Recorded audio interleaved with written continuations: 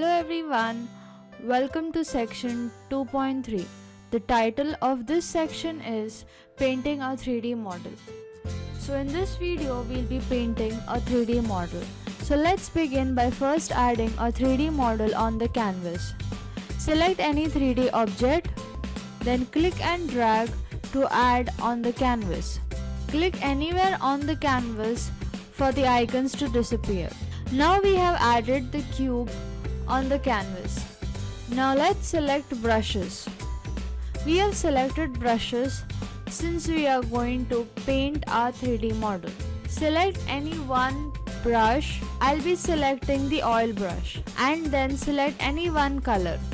Then just click and drag to paint any one side of the cube. Now let's try rotating the cube. Now let's try using another brush to paint this side of the cube. I'll be using a watercolor brush. Click and drag to paint on the 3D model. Now let's try rotating the cube again, and this time let's try using a different brush. I'll be using a spray can. Click and drag to paint the cube. Now let's try rotating the cube. So we can see how the different brushes create different effects on the cube. So in this video we have learned how to add a 3D model on this canvas, and also how to use different paint brushes to create different effects on the 3D model. Thank you for watching.